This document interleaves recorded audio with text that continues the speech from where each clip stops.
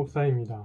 오늘은 어버이 주일을 맞이해서 잠언 23장의 말씀을 가지고 부모를 즐겁고 기쁘게 하는 자라는 제목으로 함께 하나님의 은혜를 또한 말씀을 나누고자 합니다. 해외 한 사이트에서 어버이날을 맞아 조사한 그 부모님이 돌아가신 뒤에 자녀들이 가장 후회하는 7가지에 대해서 한번 살펴보고자 합니다. 첫 번째는 부모님에게 상처 주는 말을 알면서도 했다라는 것이고요. 두 번째는 여유가 없다는 핑계로 챙겨드리지 못한 것. 세 번째는 더 자주 안아드리지 못한 것. 네 번째는 고마움과 사랑을 표현하는 진심 어린 대화를 하지 못했던 것. 다섯 번째는 부모님과 함께 하는 시간을 소홀히 했던 것. 여섯 번째는 부모님과 여행을 떠나지 못한 것. 마지막 7번째로는 부모님의 꿈을 도와드리지 못하고 심지어 여쭈어보지도 못했던 것. 이렇게 나타났다고 합니다. 부모님을 향한 작은 아쉬움과 원망도 부모님이 돌아가신 뒤에는 더 큰 후회와 아픔이 되곤 합니다. 살아계실 때 해드린 조그마한 것이 돌아가신 후에 해드리는 큰 것보다 더 큰 것을 우리는 생각해 봐야 합니다.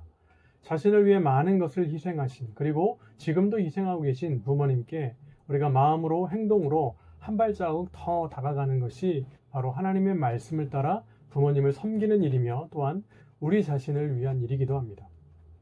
부모님을 향한 후회가 남지 않도록 늦기 전에 지금부터 최선을 다해서 부모님을 사랑하고 공경하는 우리의 삶이 되기를 소망합니다. 그렇다면 오늘 말씀을 통해서 오늘 살아가는 우리에게 어버이 주를 맞이하여 어떠한 신앙을 소유하며 살아가야 하는지 하나님께서 말씀하시는 것이 무엇인지 함께 나눠보고자 합니다. 첫 번째는 무엇이냐면 바로 부모를 즐겁게 하는 자가 되어야 한다라고 말씀합니다. 25절의 말씀을 보면 내 부모를 즐겁게 하며 너를 낳은 어미를 기쁘게 하라 라고 말씀합니다. 오늘은 부모님의 은혜의 사랑을 기억하며 감사하는 마음으로 지키는 어버이 주일이죠. 어버이 주일은 본래 어머니 주일이라고 하는 그 명칭으로 미국에서부터 시작되었습니다. 미국 버지니아주에 있는 웹스터 교회에서 26년간 주일학교 교사로 봉사해온 자비스라고 하는 부인이 있었습니다.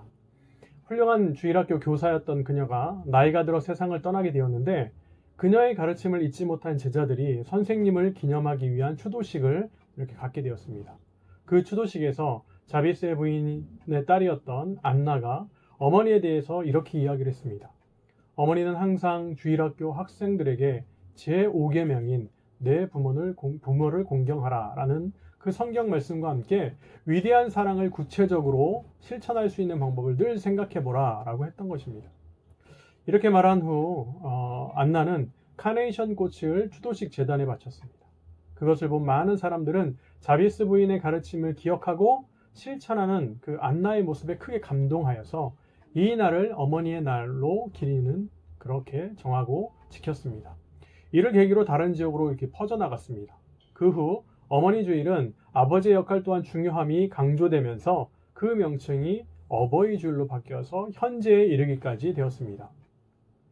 이 이야기에서 우리에게 가장 큰 감동을 주는 것은 무엇입니까? 물론 자비스 부인이 주일학교 아이들을 사랑했던 모습이겠지만 그에 못지않게 중요한 것 또한 한 가지가 있습니다. 그것은 자비스 부인의 딸이었던 안나가 어머니의 가르침과 말씀을 잘 기억하고 실천했던 순종의 모습입니다. 다시 말해 안나가 행했던 어머님의 가르침, 그 말씀에 대한 순종함이 그것을 본 모든 사람들로 하여금 감동을 받게 하였습니다. 오늘 본문 말씀에서도 보면 부모를 즐겁게 하는 자의 삶을 말씀하면서 가장 첫 번째로 너를 낳은 아비에게 청종하라 라고 말씀합니다. 여기에서 말하는 청종은 히브리어로 샤마라고 하는 단어를 사용합니다. 이것은 우리 신명기 6장 4절에서 5절에서 하나님께서 이스라엘 백성들에게 들으라 라고 말씀하셨던 쉐마에서도 나타납니다. 이스라엘아 들으라, 우리 하나님 여호와는 오직 유일한 여호와시니 너는 마음을 다하고 뜻을 다하고 힘을 다하여 내 하나님 여호와를 사랑하라. 이 말씀에서도 보면 하나님께서는 이스라엘 백성들에게 들으라 라고 하시면서 하나님 말씀에 청종하기를 원하고 계십니다. 이처럼 기독교는 다른 무언가를 많이 행하는 그 행위의 종교가 아닙니다. 그리고 또한 초자연적인 것을 많이 보여주는 눈의 종교도 아니에요. 기독교는 천지 만물을 말씀으로 만드시고 하신 말씀을 성취하시기 위해 독생자 예수 그리스도를 통해서 구원하시며 지금도 살아계셔서 말씀하시는 하나님의 말씀을 듣는 것이 바로 기독교입니다. 그 하나님께서 어버이 주를 맞이하는 우리에게 너를 낳은 부모님에게 청종하라 라고 말씀하십니다. 그러기에 우리는 하나님의 말씀을 듣고 순종하는 것과 그것과 함께 부모님의 말씀을 듣고 순종하는 삶이 필요합니다. 왜냐하면 그것이 바로 하나님께서 어버이 주를 맞이하는 우리에게 원하시는 삶의 모습이기 때문입니다. 부모님의 말씀을 청종하는 삶, 그것이 바로 우리의 삶이 되어야 합니다. 자, 그렇다면 부모님의 어떤 말씀에 우리는 청종해야 하는가요? 그것은 23절의 말씀에 보면 이렇게 말씀하죠. 진리를 사되 팔지는 말아야 한다. 사실 진리라는 것은 상업적 거래를 통해서 얻을 수 있는 것이 아닙니다. 오히려 경건한 부모님에 의해서 값없이 주어지는 것이죠. 그럼에도 진리를 사되 팔지 말라고 한 것은 진리를 그만큼 최고의 가치 있는 것으로 생각하여서 그것을 얻기 위해 어떤 것 그리고 어떠한 고통과 희생도 지불하기를 아까워하지 말라라는 그런 의미입니다. 이처럼 진리는 우리의 삶에 있어서 너무나 중요합니다. 그러기에 잠언을 기록한 지혜자는 부모님의 말씀에 순종하는 자세로 진리를 살되 팔지는 말아라 라고 말씀합니다. 이토록 중요한 진리, 그렇다면 진리가 과연 무엇입니까? 진리로 번역한 히브리어는 에메트라고 하는 이런 단어를 쓰는데 이것은 진실, 신실, 성실이라는 단어로도 이렇게 번역할 수 있습니다. 일반적으로 확실성 그리고 신뢰성을 기본적으로 내포하고 있는데요.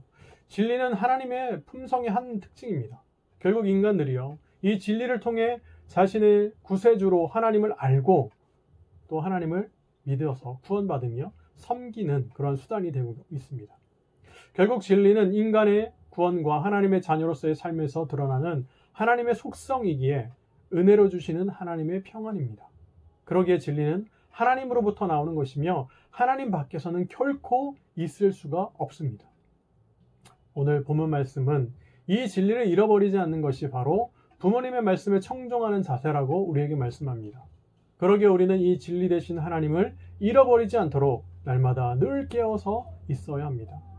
더 나아가 부모님을 즐겁게 하는 것은 의로운 삶을 살아가는 것입니다. 24절 A절의 말씀을 보면 의인의 아비는 크게 즐거울 것이오 라고 하면서 우리가 의인의 삶을 살아갈 때 우리의 부모님은 즐거워한다고 말씀합니다. 가끔 거리를 가다 보면 현수막에 누구누구의 자녀 누구 S대학교의 수석 입학 또는 누구누구의 몇 대 손 누구 사법시험에 합격 이렇게 현수막에 문구가 걸려있을 때가 있습니다. 그 현수막을 게시한 이유는 바로 자녀가 너무나도 자랑스러워서 그리고 그 가문의 영광이 되기 때문에 게시하였을 것입니다. 이처럼 부모님은 자녀가 잘 될 때 너무나 즐거워합니다. 그런데 제가 40여 년의 짧은 인생을 살면서도 아직까지 보지 못했던 현수막의 문구가 있어요. 그것은 누구누구의 자녀 누구 의로운 삶을 살한다. 의로운 삶을 살고 있다. 뭐 이런 문구입니다. 세상의 모든 사람들은 사회적인 성공이나 지위 그리고 권력에 대한 것은 자랑스러워하며 또 즐거워하면서 정작 자녀가 의로운 삶을 살아가는지에 대해서는 아무런 관심이 없습니다. 그러나 하나님께서는 잠언 23장의 말씀을 통하여 우리가 의인된 삶을 살아갈 때 우리의 부모님이 크게 즐거워할 수 있다라고 말씀합니다. 의로운 삶을 살아가는 것, 이것이 바로 세상의 성공보다 더 귀한 것이고 즐거워할 수 있는 것입니다. 그러기에 오늘 살아가는 우리도 날마다 부모님 말씀에 청종함으로 진리를 잃어버리지 말고 의로운 삶을 통해 부모님을 즐겁게 해드리는 우리의 삶이 되기를 예수님의 이름으로 간절히 기도합니다. 두 번째는 부모님을 바로 기쁘게 하는 자입니다. 부모님을 즐겁게 하는 자 또한 부모님을 기쁘게 해드려야 하는 것이 마땅합니다. 부모님을 기쁘게 해드리기 위해서는 어떻게 해야 되겠습니까? 오늘 말씀 22절 B절의 말씀을 보면 이렇게 말씀합니다. 내 늙은 어미를 경히 여기지 말지니라. 아멘. 이 말씀을 좀 더 생각해 보기 위해서 새 번역 성경으로 읽어보면 이렇게 말씀합니다. 늙은 어머니를 업신여기지 말아라. 네. 그런데 조금 더 쉽게 생각하기 위해서 쉬운 성경으로 읽어보았습니다. 뭐라고 되어 있냐면 내 어머니가 나이 들어도 무시하지 마라 라고 말씀합니다. 다시 말해 부모님을 기쁘게 해드리는 것은 많은 용돈이나 엄청난 큰 선물 또는 근사한 곳에 가서 맛있는 음식을 대접해 드리는 것도 물론 그럴 수 있지만 그보다는 부모님을 업신여기거나 무시하지 않는 것이 바로 부모님을 기쁘게 해드리는 겁니다. 지난주에 저희 할머니께서 하나님의 부르심을 받으셨습니다. 그래서 장례식 관계로 가족과 친척들이 모이게 되었습니다. 하나님의 은혜로 잘 마쳤고요. 그곳에서도 서로 사랑하고 서로를 위해 쓰는 모습들을 볼 수 있었습니다. 그 중에서도 제가 마음이 흐뭇했던 것이 있었는데, 그것이 무엇이냐면 80이 넘으신 우리 큰어머님, 권사님이신데요. 권사님과 또 사촌 형님, 네, 아드님이시죠. 안수 집사님의 모습을 보면서 참 흐뭇했어요. 그것은 다름 아닌 큰어머니께서 예전에 이제 어르신 폰이죠. 그것을 사용하시다가 핸드폰으로 사진을 찍고 싶으셨던 거예요. 그래서 스마트폰으로 바꾸셨습니다. 근데 그 예전 폰을 쓰다가 스마트폰으로 바꾸신 분은 다 아시겠지만 그 사용법이 참 너무나 어려워지고 복잡해집니다. 그래서 그 사용법을 잘 몰라 하셨어요. 그랬더니 사촌 형님께서 그것을 자세히 알려드리시는 거예요. 그리고 시간대마다 또 알려드리는 거예요. 그리고 또 알려드리는 그 모습이었습니다. 그런데 그 모습을 볼 때 한 번도 짜증을 내지 않는 거예요. 그리고 그 연세에 무슨 또 스마트폰으로 바꾸셨냐 이렇게 핀잔을 주거나 무시하지도 않았어요. 그 사용법을 알려드리는 그 모습, 그것을 보면서 제 마음이 너무나 흐뭇했습니다. 이런 모습이 자녀로서 부모에게 행해야 될 지극히 당연한 모습이 아닌가. 그런데 오늘을 살아가는 많은 사람들, 모든 사람들이 이러한 모습을 가지고 있지는 않습니다. 때로는 부모를 원망합니다. 그리고 부모님을 미워해요. 때로는 부모를 업신여기는 사람들도 너무나 많습니다. 제가 부교육자로 사역할 때 연세 많으신 분들이 그분들을 가끔 신방에 보면 그런 말씀하실 때가 있어요. 우리 아들은 내가 해준 음식이 그것을 좋아하지 않는다. 잘 먹지 않는다. 또 음식을 싸줘도 가져가지도 않는다. 전화를 해도 귀찮아한다. 이런 말씀은 무슨 말씀입니까? 바로 서운함이 묻어있는 말씀이에요. 비록 연세가 들어서 간이 맞지 않을 수 있어요. 그래서 음식이 맛없을 수 있습니다. 그러나 그리고 또한 회사의 업무로 인해서 아무리 바쁠 수 있어요. 그래도 부모님을 업신여기거나 무시해서는 절대로 안 됩니다. 이처럼 부모님을 업신여기지 않는 것이 바로 부모님을 기쁘게 해드리는 첫 번째 모습입니다. 자, 그러면 우리는 부모님을 기쁘게 해드리기 위해서 또 무엇을 해야 됩니까? 바로 지혜와 훈계와 명철을 구해야 한다라고 말씀합니다. 먼저 지혜는 무엇입니까? 지혜는 두 가지 지혜가 있어요. 하나는 하늘에서부터 내려오는 지혜, 즉 하나님께서 주시는 지혜가 있고요. 다른 하나는 경험과 교육을 통해서 주어지는 지혜가 있습니다. 그런데 이 지혜는 우리 스스로 획득할 수 있는 것이 아닙니다. 하늘의 지혜는 요셉이나 다니엘에게 주셨던 것 같이 하나님께서 주시는 지혜이므로 하나님께 간구해야 합니다. 또한 경험과 교육을 통해 얻을 수 있는 지혜도 스스로가 아니라 다른 누군가로부터 배움을 통해서, 경험을 통해서 얻을 수 있습니다. 그렇다고 해서 이 지혜를 돈으로 사거나 권력으로 살 수 있는 것이 아니잖아요. 오직 하나님과 인생의 스승으로부터 얻을 수 있는 것이 바로 이 지혜입니다. 우리도 이러한 지혜를 위해서 어떻게 해야 되겠습니까? 바로 날마다 하나님께 간구해야 돼요. 그리고 우리의 인생의 스승, 부모님이 되실 수도 있고 여러분들이 될 수 있어요. 그분들께 이런 경험들을 배우면서 우리가 나아갈 때 이런 지혜를 얻게 됩니다. 둘째로는 훈계입니다. 아마도 훈계를 좋아하는 사람은 아무도 없을 것입니다. 누군가로부터 훈계를 받으면 기분이 상해요. 그럼에도 오늘 본문 말씀에서는 지혜와 함께 훈계를 받으라고 말씀합니다. 왜 우리는 훈계를 달게 받아야 하는가 생각해 보면요. 잠언 15장 32절에 이렇게 말씀합니다. 훈계 받기를 싫어하는 자는 자기 영혼을 경히 여김이라. 견책을 달게 받는 자는 지식을 얻느니라. 또한 잠언 13장 18절에는 훈계를 저버리는 자에게는 궁핍과 수욕이 이르거니와 경계를 받는 자는 존영을 받으니라. 이렇게 말씀합니다.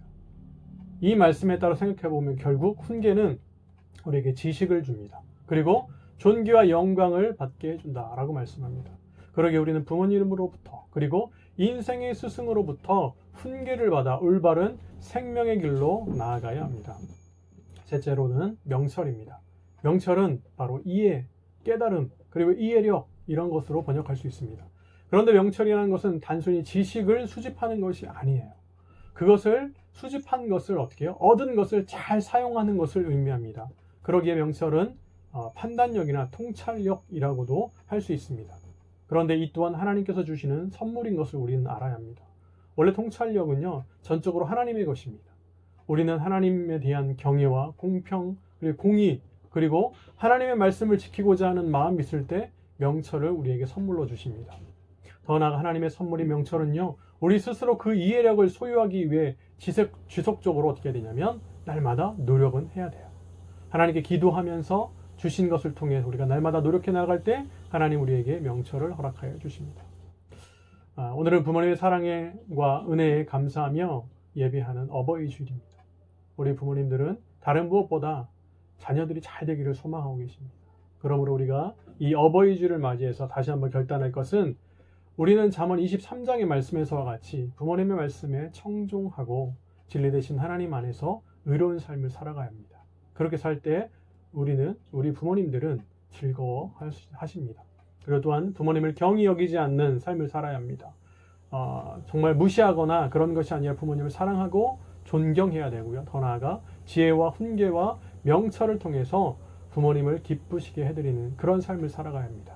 이런 삶을 살아갈 때 우리 부모님을 우리는 즐겁게 해드리고 또 기쁘게 해드릴 수 있습니다. 아무쪼록 이 말씀과 같이 어버이 주를 맞이해서 날마다 우리에게 모든 것 되시고 또한 죽기까지 또 우리를 사랑하신 그 부모님, 더 나아가 우리 영적인 부모님이신 하나님, 우리 육적인 부모님과 영적인 부모님을 날마다 즐겁게 해드리고 기쁘게 해드리는 귀하고 복된 삶을 살아가시는 저와 우리 모든 예근의 성도님들이 다 되시기를 예수님의 이름으로 간절히 기도합니다. 기도하겠습니다. 은혜로우신 아버지 하나님 감사합니다. 어버이 주를 맞이하여서 하나님 부모님의 은혜와 그 사랑에 감사하며 하나님 예배합니다. 하나님 우리의 모든 삶 가운데 부모님을 허락하여 주셨고 먼저 보내셨기에 또 우리가 있을 수 있습니다. 하나님 이 땅에 주신 그 부모님의 그 은혜에 늘 감사하게 하시고 늘 존경하며 또 즐겁게 해드리고 기쁘게 해드리는 우리의 인생이 될 수 있도록 인도하여 주옵소서. 더 나아가 우리 영적인 부모님, 우리 하나님을 더욱더 섬기게 하시고 우리의 모든 아버지 되시는 하나님을 바라보며 하나님 또한 우리가 즐겁게 해드리고 기쁘게 해드리는 귀하고 복된 우리의 삶을 살아갈 수 있도록 주님 인도하여 주옵소서. 우리의 한나라도 지켜주시고 항상 하나님의 은혜 가운데 평강 가운데 거하기를 간절히 소망하며 한 주간의 모든 삶도 하나님께 지켜주시고 믿고 우리를 권하여 주신 예수님의 이름으로 간절히 기도드리옵나이다.